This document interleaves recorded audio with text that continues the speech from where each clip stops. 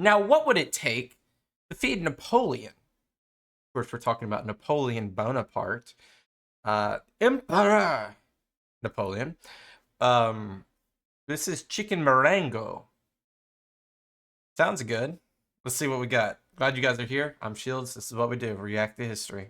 Napoleon Bonaparte, a man renowned for his skill on the battlefield and famous for his messy eating habits and his love of chicken, specifically poulet à la Marengo, or chicken Marengo, which I'm making using a recipe from the 19th century. So thank you to NordVPN for sponsoring this video as we I love the hat. make dinner for Napoleon, this time on Tasting History.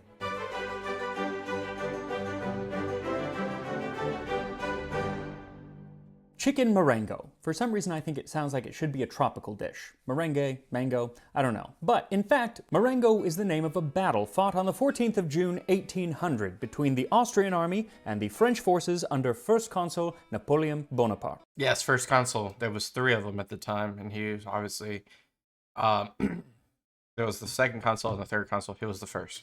The battle in northern Italy was a near defeat turned victory for the French and cemented Napoleon's control of Italy. But it's what happened after the victory that concerns us, because as the story goes, Bonaparte was rather hungry after the victory, and so he went back to his quarters and asked his cook, Dunant, to whip him up a meal. Well, it's common knowledge. That is awesome that this is literally stemmed from this battle. That the French can't eat a meal without butter, so that was the first ingredient Dunant went to find. But zut alors, it seems that the Italian countryside was devoid of butter. Mon Dieu.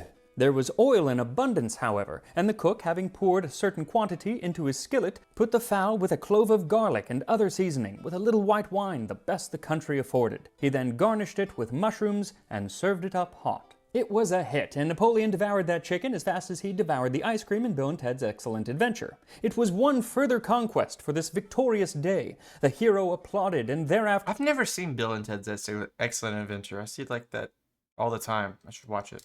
Poulet à la Marengo has... Sorry, I backed up.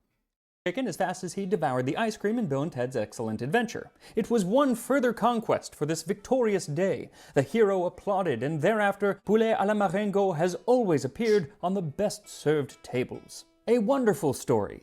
A story of pure fiction. I was just so...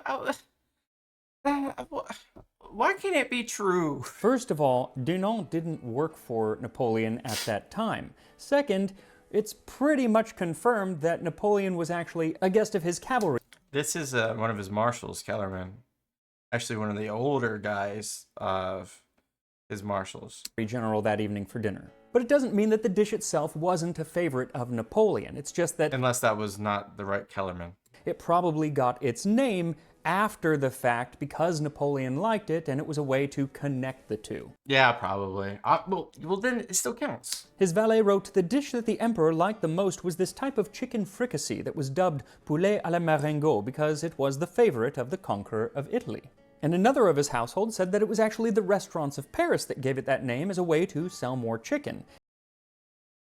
Yeah, it's probably that one then.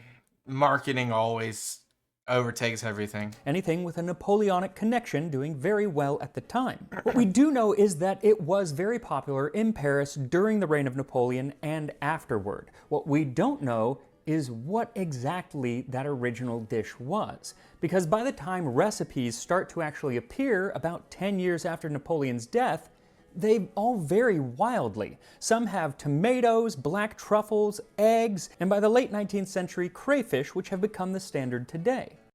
What? But by most accounts, Napoleon himself preferred his dishes simply prepared. Like this 1869 recipe from Le Livre de Cuisine, poulet à la Marengo. Prepare the chicken as for fricassee. Put a deciliter of oil in the saucepan. Add the pieces of chicken so they do not overlap one another. Add 3 pinches of salt, 2 pinches of pepper, 2 shallots whole, 1 whole clove of garlic, 1 bay leaf, a sprig of thyme, 1 bunch of parsley. Fry for 25 minutes till the chicken is done. Place the chicken on a platter and keep warm. Put 40 grams of flour in the sauté pan, mix together and heat for 4 minutes, and add 5 deciliters of broth. Simmer for 10 minutes, stirring with the wooden spoon. Pass the sauce through the so-called Chinese strainer. Dress the chicken as for chicken fricassee, pour over the sauce, and serve.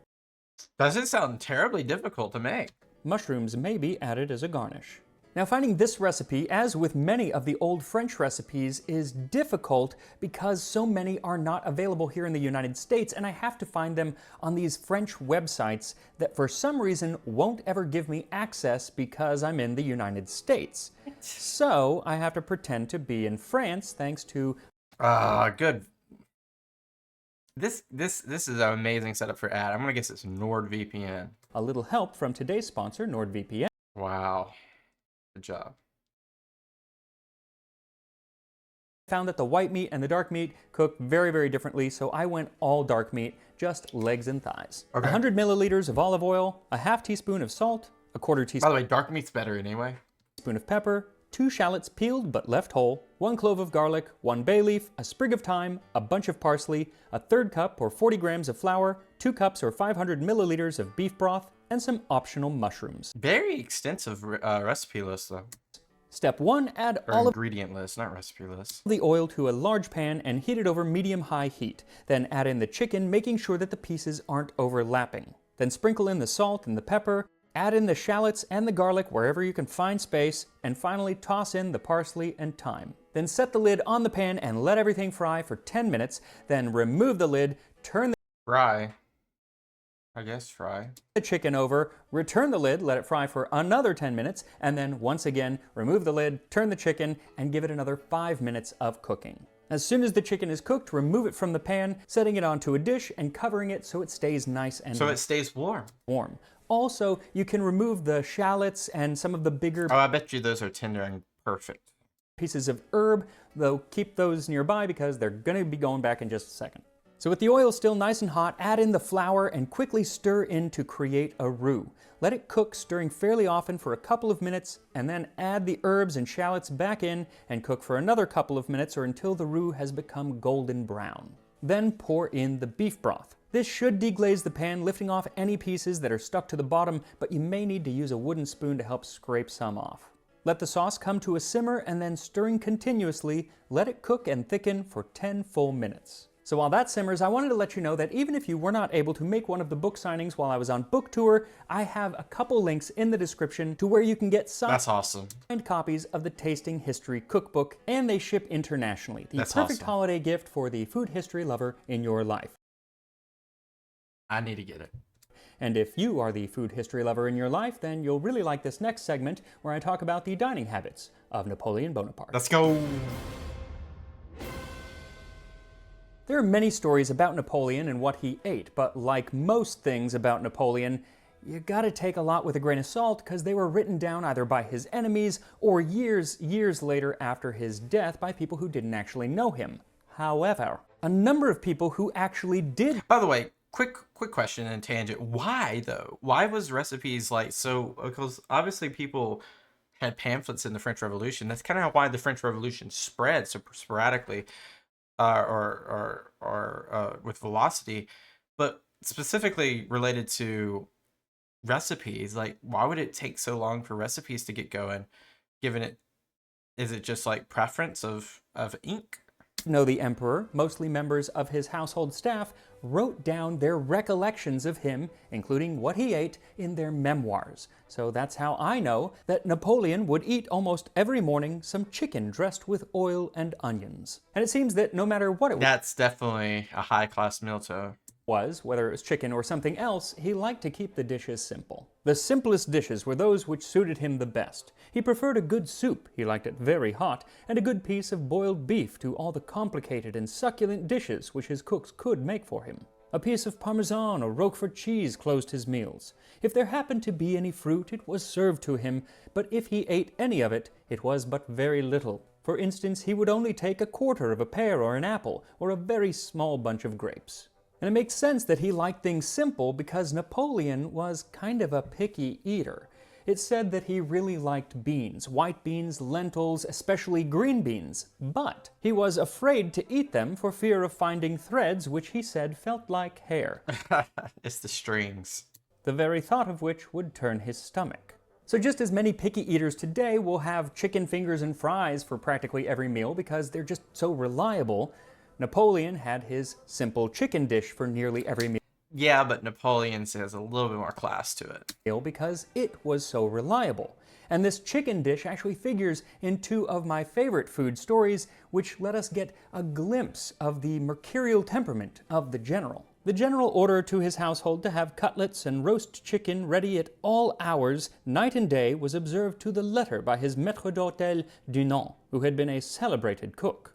Well, one day Napoleon asked for his lunch, and so this chicken was served to him. But after only one bite, a recollection, something he was thinking about, agitated him, and he stood up, furious, knocking over the table like a real housewife, and the meal went everywhere. He began raging and pacing about the room, but knowing the general's mood swings and completely unfazed, Dunant looked on without moving a muscle and quietly gave the fitting orders to his staff.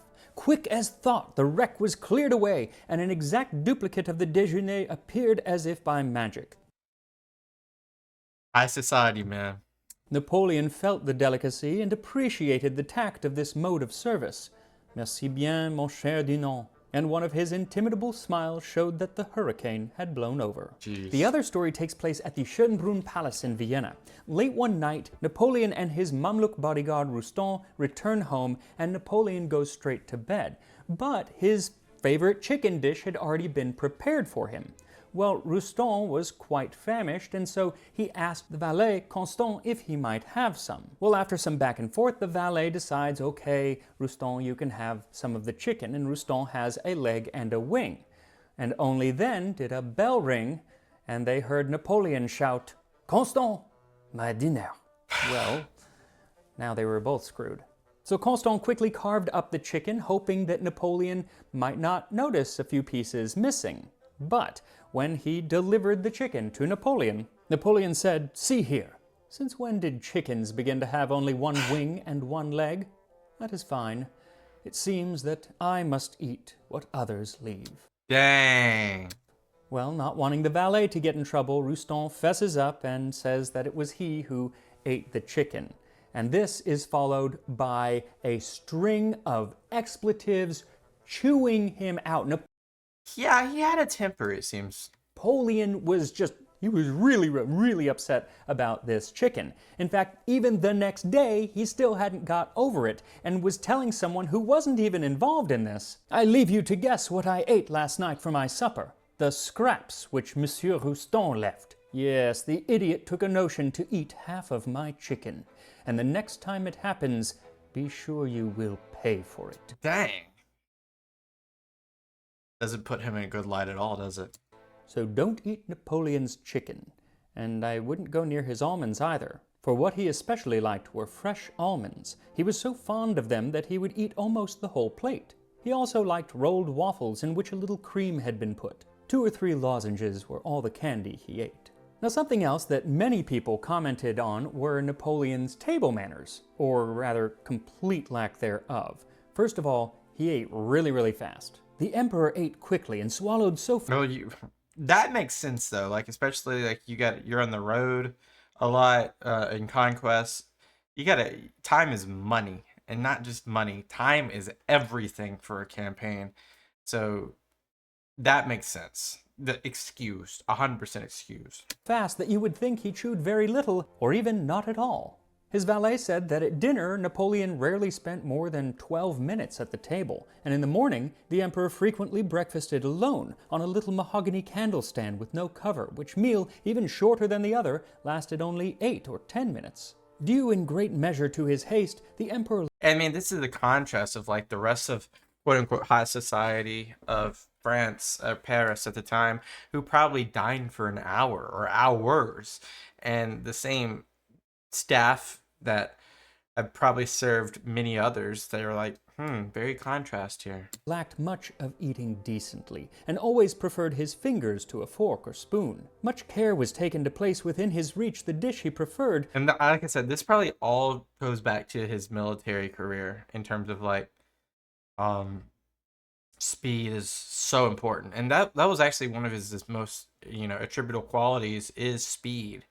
when it comes to on the battlefield. which he drew toward him in the manner I have just described, and dipped his bread in the sauce or gravy it contained. So a fast eater and a messy one, he seemed to always have to be cleaning his uniform because it was always stained with food that he wiped from his fingers. Now I understand eating quickly when you're alone, especially if there's nothing to watch on TV, but Napoleon also ate quickly when he had guests. Many who dined It's habitual, probably. with him said that his mind seemed to be elsewhere even when having a conversation with him at dinner, and after about 12 minutes, he would get up and just walk away even if everyone else was eating. So if you wanted to have a conversation with him, you had to plan ahead. On one occasion when his stepson, Prince Eugene, was dining with him, as Napoleon stood to leave, so too did Eugene, and he followed his stepfather into the other room. Well, Napoleon, who probably wanted to be alone, turned around and said, "But you have not had time to dine, Eugene." "Pardon me," replied the prince. "I dined in advance." Now, eating that fast may have been a good way for Napoleon to get back to the work that he wanted to do, but it came with its own issues. His valet, Constant, said that the habit of eating rapidly sometimes causes His Majesty violent pains in his stomach, which ended almost always in a fit of vomiting. Yeah, that's not good. And he tells of one night when the emperor's dinner caused him some severe digestion. "I hurried to His Majesty's room and found him stretched at full length on the rug, which was the habit of the emperor when he felt unwell. The Empress Josephine was seated by his side with the sick man's head on her lap, while he groaned or stormed alternately, or did both at once. For the emperor bore this kind of misfortune with less composure than 1,000 graver mischances which the life of a soldier carries with it. He showed himself unequal to the endurance of the slightest pain." Napoleon had a tummy ache, poor emperor, but they gave him a cup of tea and he felt fine in no Some ginger tea or something. time. And speaking of tea, that was one of the only things that he considered medicinal that was worth taking, because he found most medicines repugnant. And when he used any, which was very rare, it was chicken broth, chicory, or cream of tartar. Though there was one non-food medicine that he did take, and it seems that at times he took it to excess, because to take care of his teeth, he used a toothpick made from boxwood and a toothbrush dipped in opiate. Little opiate to start the day. But never any liquor. He actually never went near liquor. In fact, the only alcohol that he had was wine, and even then, it was watered down and of not great quality. The emperor drank only Chambertin wine, and rarely without water, for he had no fondness for wine and was a poor judge of it. This recalls that one Well, he does not need to be in an alcoholic state. That would be bad. The Grand Armée. day at the camp of Boulogne, having invited several officers to his table, His Majesty had wine poured for Marshal Augereau and asked him with an air of satisfaction how he liked it.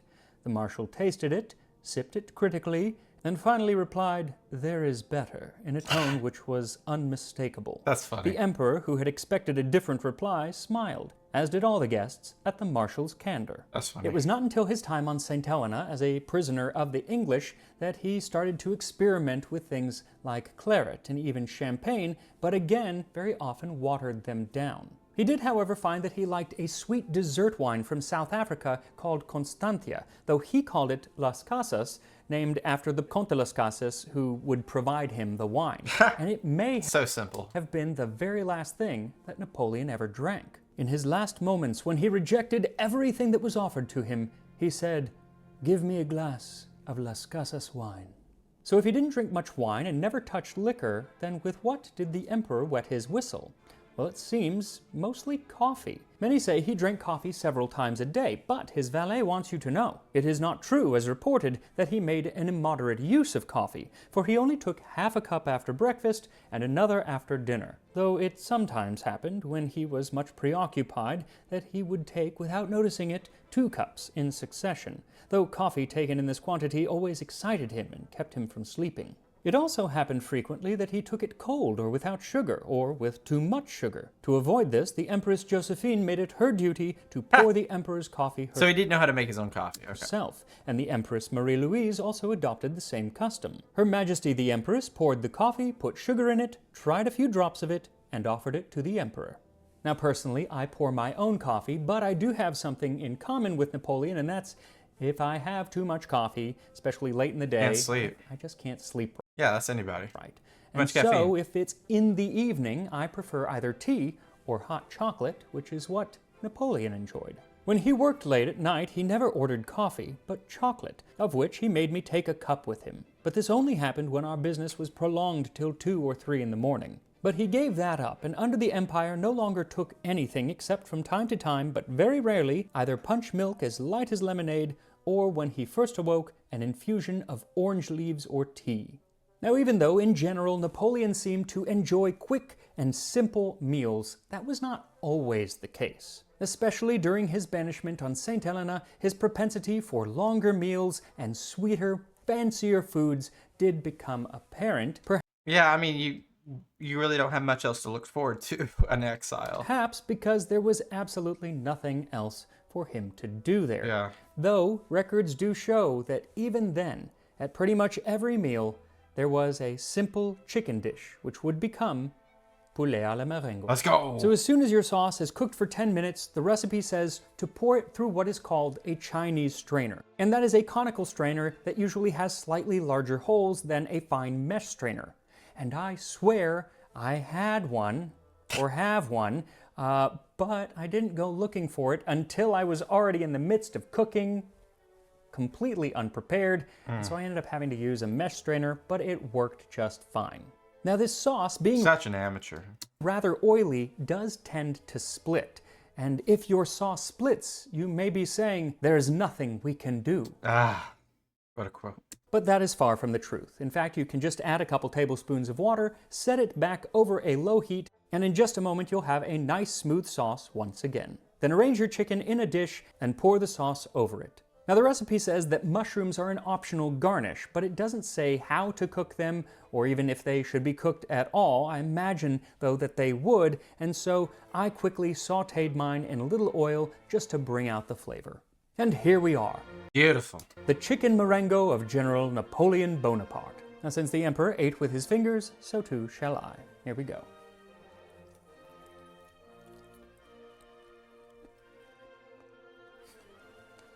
It's all going to come down to that sauce. The uniform is going to be a mess. Oh, but it's so worth it. Oh, wow. That is... That's really, really good. So what's crazy is that the sauce, even though it's very simple for a French sauce, it has so much complexity in its flavor. No, not as complex if you were using like 3-day-old stock and making, you know, some of the more complicated French sauces, but there is a lot there, especially for only taking, I think I did this in what, under an hour. Definitely fantastique. I also have to say, this style is done with things other than chicken. There's veal Marengo and even different fish Marengos. So it's more this preparation. You can do it with any meat that you want. But chicken is the best. And just a reminder that you can get those signed cookbooks at the links in the description. They do ship internationally, and I will see you next time on Tasting History. That's awesome. You know, to the history part of this, yeah, it makes perfect sense that he would eat messy and fast just because, look, he's on the battlefield. He's probably, you know, encamped, and most of his life he's in some sort of military fashion.